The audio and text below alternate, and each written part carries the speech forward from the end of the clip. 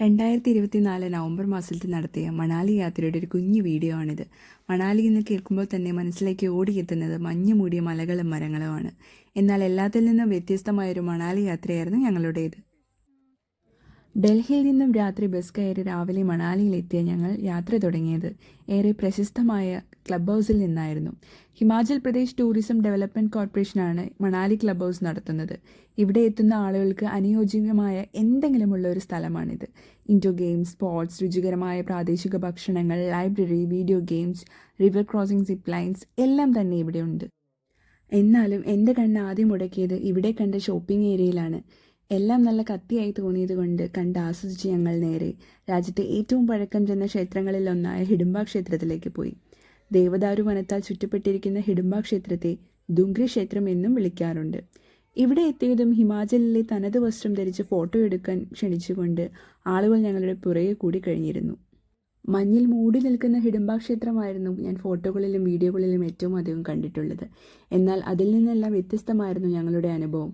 അവിടെ നിന്നും അവരുടെ തനത് വസ്ത്രം ധരിച്ച് ഫോട്ടോ എടുത്ത ശേഷം ഞങ്ങൾ നേരെ പോയത് വസിഷ്ഠ് ക്ഷേത്രത്തിലേക്കായിരുന്നു. മണാലിയിൽ നിന്ന് ഈ ഗ്രാമത്തിലേക്കുള്ള വഴി ഭക്ഷണവും വസ്ത്രങ്ങളും വിനോദസഞ്ചാര വസ്തുക്കളും വിൽക്കുന്ന കടകൾ കൊണ്ട് ചുറ്റപ്പെട്ടിരുന്നു. ക്ഷേത്രത്തിനകത്ത് അത്യാവശ്യം നല്ല തിരക്കുള്ളതിനാൽ ഞങ്ങൾ അകത്ത് കയറാൻ നിന്നില്ല. വസിഷ്ഠിലെ ഹോട്ട് സ്പ്രിംഗ് വളരെ പ്രശസ്തമാണ്. ഈ നീരുറവയിലെ വെള്ളത്തിന് മികച്ച രോഗശാന്തി ശക്തിയുണ്ടെന്ന് വിശ്വസിക്കപ്പെടുന്നു. കൂടാതെ പുരുഷന്മാർക്കും സ്ത്രീകൾക്കും പ്രത്യേക കുളിമുറികളും ഉണ്ട്. അവിടെ നിന്നും ഞങ്ങൾ നേരെ പോയത് മണാലിയിലെ പ്രശസ്തമായ ജോഗ്നി വാട്ടർഫാളിലേക്കായിരുന്നു. ഈ കാണുന്ന ഇടവഴിയിലൂടെ ട്രക്ക് ചെയ്ത് വേണം നമുക്ക് അങ്ങോട്ട് എത്തിപ്പെടാനായിട്ട്. ഈ വഴി ഇങ്ങനെ നടക്കുമ്പോൾ ഓരോ വീടിൻ്റെ മുൻവശങ്ങളിലുമായി കച്ചവടം ചെയ്യാൻ ധാരാളം സ്ത്രീകൾ ഇരിക്കുന്നത് കാണാം. അങ്ങനെ നടക്കവേ ഞങ്ങൾ വഴിയിൽ കണ്ട ഒരു അമ്മൂമ്മയുടെ കയ്യിൽ നിന്ന് ഉണങ്ങിയ ആപ്പിൾ വാങ്ങി. നല്ല ടേസ്റ്റ് ഉണ്ടായിരുന്നു. അതും കഴിച്ചിങ്ങനെ ഞങ്ങൾ നടന്നു. ആപ്പിൾ തോട്ടങ്ങൾക്കും പൈൻമരങ്ങൾക്കും ഇടയിലൂടെ കടന്നു പോകുന്ന വെള്ളച്ചാട്ടത്തിലേക്കുള്ള വഴി വളരെ മനോഹരമാണ്. മണാലി താഴ്വര, ബിയാസ് നദി, അരുവികൾ എന്നിവ ജോഗ്നി ഫാൾസിനേക്കാളും അധികം ഭംഗിയുള്ളതായി ഞങ്ങൾക്ക് തോന്നി. ഏകദേശം 3 മണിക്കൂർ ട്രെക്ക് ചെയ്ത് യാതൊരു ക്ഷീണവും കൂടാതെ ഞങ്ങൾ ജോഗ്നി ഫോൾസിൽ എത്തിക്കഴിഞ്ഞു. അതാ കാണുന്നതാണ് ജോഗ്നി ഫോൾസ്.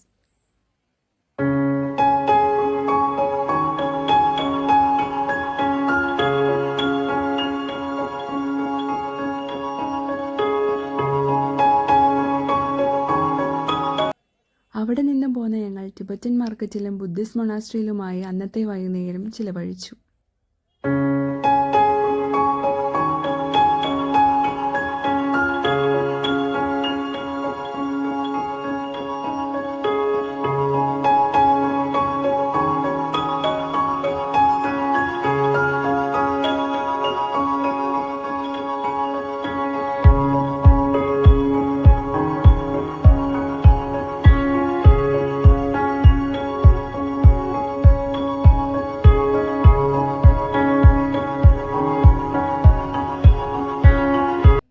പിന്നീട് മാൾ റോഡും കറങ്ങി നടന്ന ഞങ്ങൾ അവിടെ നിന്ന് സിദ്ധുവും മോമോസും എല്ലാം കഴിച്ച് അന്നത്തെ യാത്ര അവസാനിപ്പിച്ചു. വിശാലമായൊരു ആപ്പിൾ തോട്ടത്തിന് നടുവിലായിരുന്നു ഞങ്ങളുടെ സ്റ്റേ. ആ സ്റ്റേയുടെ ബാൽക്കണിയിൽ ഇരുന്ന് കഴിഞ്ഞാൽ ദൂരെ ധാരാളം മഞ്ഞുമലകൾ കാണാം. അങ്ങനെ ഞങ്ങൾ വെറുതെ സൂം ചെയ്ത് നോക്കുമ്പോഴായിരുന്നു ഇന്നലെ പോയ ജോഗ്നി ഫോൾസ് കാണാൻ സാധിച്ചത്. ഈ വെള്ളച്ചാട്ടം ഐസായി കഴിഞ്ഞാൽ മുകളിലെല്ലാം മഞ്ഞ് വന്ന് വീണു എന്നാണ് അർത്ഥം. അതും പ്രതീക്ഷിച്ചായിരുന്നു ഞങ്ങൾ ഇരുന്നത്.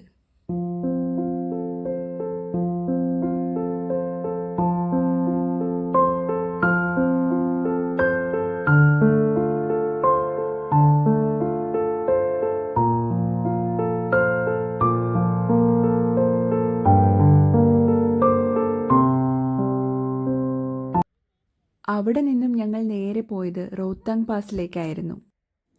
അടൽ ടണൽ വഴി എളുപ്പത്തിൽ റോത്താങ് പാസിലേക്ക് എത്താമെങ്കിലും നമ്മൾ കുറച്ച് സാഹസികത നിറഞ്ഞ വഴി കൂടെയാണ് സഞ്ചരിക്കുന്നത്.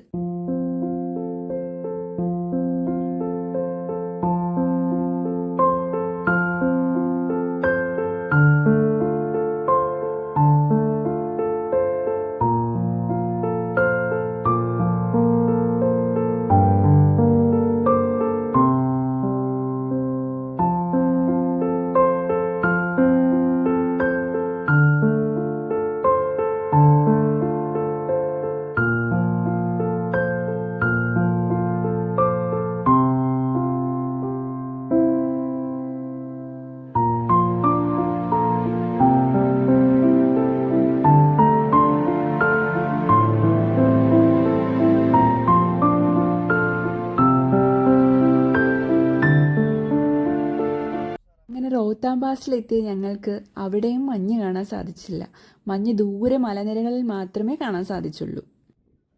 കണ്ണെത്താ ദൂരത്തോളം പരന്നു കിടക്കുന്ന ഹിമാലയൻ മലനിരകൾക്കിടയിൽ 13,081 അടി ഉയരത്തിൽ സ്ഥിതി ചെയ്യുന്ന റോഹ്താങ് പാസ് ശരിക്കും ഒരു സ്വപ്നഭൂമിയാണ്. കുളു താഴ്വരയെ ലാഹുൽ, സ്പിതി താഴ്വരകളുമായി ബന്ധിപ്പിക്കുന്ന ഈ ചുരം ബിയാസ്, ചന്ദ്ര നദികളുടെ ഉത്ഭവസ്ഥാനം കൂടിയാണ്. റോഹ്താങ് എന്ന വാക്കിന് ശവങ്ങളുടെ കൂമ്പാരം എന്നാണത്രേ അർത്ഥം. വരുന്നതിന് മുൻപ് ഈ വളഞ്ഞു പൊളഞ്ഞ റോഡിലൂടെയായിരുന്നു എല്ലാവരും പോയിരുന്നത്. ഈ യാത്ര തന്നെ അതിമനോഹരമാണ്. ഇവിടെ നിന്ന് ബിർഭാഞ്ചൽ നിരയിലെ മഞ്ഞു മൂടിയ കൊടിമുടികളും ചന്ദ്രനദിയുടെ വളഞ്ഞു പൊളഞ്ഞ ഒഴുക്കും താഴെ കാണുന്ന ലഹോൾ താഴ്വരയുടെ വിശാലമായ ദൃശ്യങ്ങളും കാണാം. ഇവിടുത്തെ ശുദ്ധമായ കാറ്റും തണുത്ത കാലാവസ്ഥയും മഞ്ഞു മൂടിയ ചുറ്റുപാടുകളും ഒരു സ്വർഗം തന്നെയാണ്.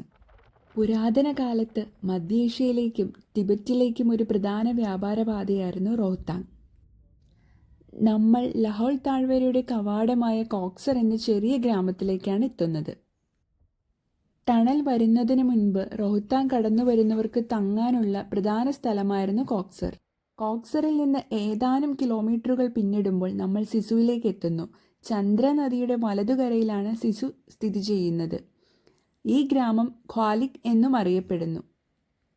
സിസുവിൻ്റെ ഏറ്റവും വലിയ ആകർഷണം അവിടുത്തെ ഹൃദയാകൃതിയിലുള്ള മനോഹരമായ വെള്ളച്ചാട്ടമാണ്.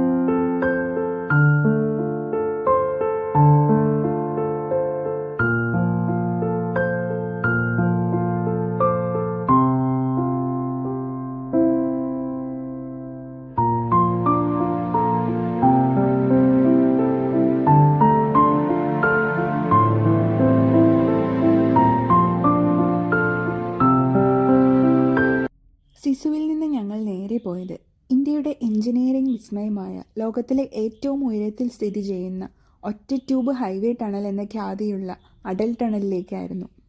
പലപ്പോഴും അപകടകരവും ദുർഘടവുമായ റോഹ്താങ് പാസ് ഒഴിവാക്കി മണാലിയിൽ നിന്ന് ലാഹോൾ, സ്പിതി താഴ്വരയിലേക്കുള്ള നേരിട്ട് പ്രവേശനം സാധ്യമാക്കുന്നു എന്നാണ് അടൽ ടണലിൻ്റെ ഏറ്റവും വലിയ സവിശേഷത.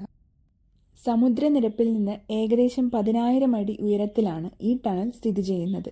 ഇന്ത്യൻ സൈന്യത്തിൻ്റെ അതിർത്തി റോഡ് സംഘടനയായ ബോർഡർ റോഡ് ഓർഗനൈസേഷനാണ് ഈ ടണലിൻ്റെ നിർമ്മാണത്തിന് പിന്നിൽ പ്രവർത്തിച്ചത്. ഈ ടണൽ യാഥാർത്ഥ്യമായതോടെ മണാലിയും ലാഹോൾ, സ്പിതി തമ്മിലുള്ള യാത്രാസമയം 4 മണിക്കൂറിലധികമായി കുറഞ്ഞു. വർഷത്തിൽ 6 മാസത്തോളം മഞ്ഞു മൂടിക്കിടന്നിരുന്ന റോഹ്താങ് പാസ് പൂർണ്ണമായും അടച്ചിരുന്ന സമയത്തും ഇപ്പോൾ ഈ ടണൽ വഴി ഇരു പ്രദേശങ്ങൾക്കുമിടയിൽ ഗതാഗതം സാധ്യമാകും. ഇത് പ്രദേശത്തെ ജനങ്ങളുടെ ജീവിതത്തിൽ വലിയ മാറ്റങ്ങളുണ്ടാക്കി.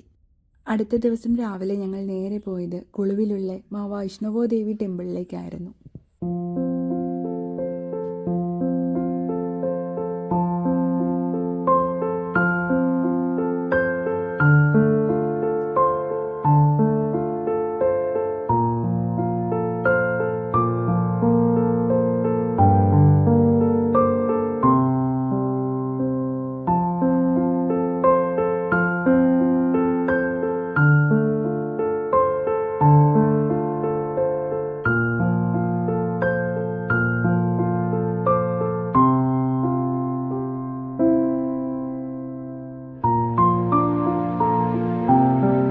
അടുത്തതായി ഞങ്ങൾ പോയത് കുളു മണാലി യാത്രയിൽ അധികമാരും പറഞ്ഞു കേൾക്കാത്ത ജിബി എന്നൊരു കൊച്ചു ഗ്രാമത്തിലെ ഒരു വെള്ളച്ചാട്ടത്തിലേക്കായിരുന്നു.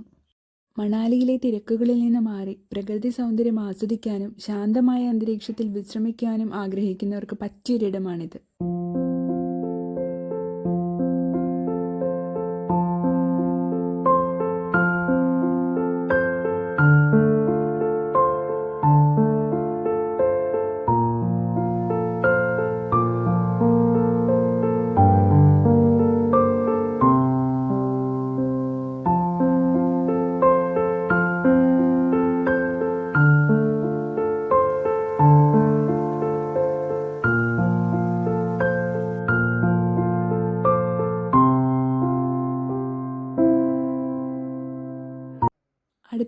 ഞങ്ങൾ പോയത് മിനി തായ്ലൻഡ് എന്നറിയപ്പെടുന്ന കുൽഹി. തായ്ലൻഡിലെ മനോഹരമായ കാഴ്ചകളെ അനുസ്മരിപ്പിക്കുന്നതിനാലാണ് ഇതിന് മിനി തായ്ലൻഡ് എന്ന പേര് ലഭിച്ചത്. പൈൻ, ദേവദാരു മരങ്ങൾ നിറഞ്ഞ ഇടതൂർന്ന വനത്തിനുള്ളിലാണ് ഈ പ്രദേശം. പ്രധാന റോഡിൽ നിന്ന് അല്പം കാൽനടയായി സഞ്ചരിച്ച് മാത്രമേ ഇവിടെ എത്താൻ സാധിക്കൂ.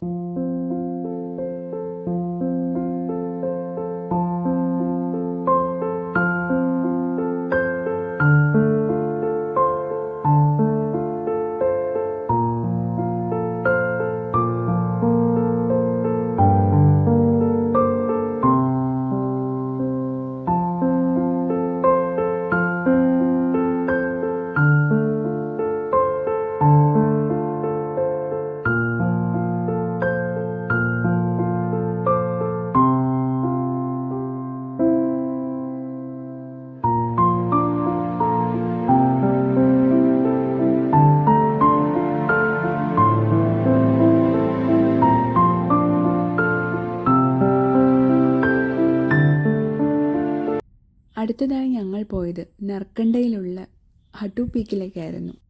സമുദ്രനിരപ്പിൽ നിന്ന് ഏകദേശം 11,000 അടി ഉയരത്തിൽ സ്ഥിതി ചെയ്യുന്ന ഇത് ഷിംല ജില്ലയിലെ ഏറ്റവും ഉയരം കൂടിയ കൊടുമുടികളിൽ ഒന്നാണ്.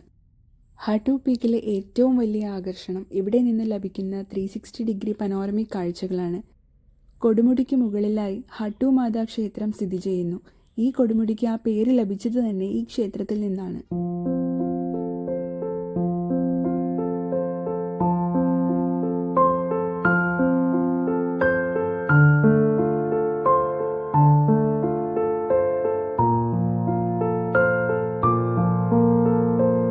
ഇതുകൂടാതെ ഇന്ത്യയിലെ ഏറ്റവും ഉയരത്തിൽ സ്ഥിതി ചെയ്യുന്ന ഫോർട്ടായ രഘുപൂർ ഫോർട്ട് കാണുവാനും ഞങ്ങൾ ഒരു ദിവസം ചെലവഴിച്ചിരുന്നു. സമുദ്രനിരപ്പിൽ നിന്ന് ഏകദേശം 11,000 അടി ഉയരത്തിലാണ് ഈ കോട്ട സ്ഥിതി ചെയ്യുന്നത്. രഘുപൂർ ഫോർട്ടിലേക്കുള്ള യാത്ര ജലോരി പാസിൽ നിന്ന് ഏകദേശം 3 കിലോമീറ്റർ ദൂരെയുള്ള കാൽനട യാത്രയാണ് കോട്ടയിലേക്ക്. ഈ വഴി ഓക്ക്, റോഡോഡെൻഡ്രോൺ മരങ്ങൾ നിറഞ്ഞ വനങ്ങളിലൂടെ കടന്നു പോകുന്നു. വഴിയിൽ മനോഹരമായ കാഴ്ചകൾ ആസ്വദിക്കാം. കുറച്ച് കഠിനമായിരുന്ന ട്രെക്കായിരുന്നെങ്കിലും മുകളിലെത്തുമ്പോൾ നമുക്ക് ഹിമാലയൻ മലനിരകളുടെ ഒരു 360 വ്യൂ തന്നെ കാണാൻ സാധിക്കും. അത് വളരെ മനോഹരമായിരുന്നു.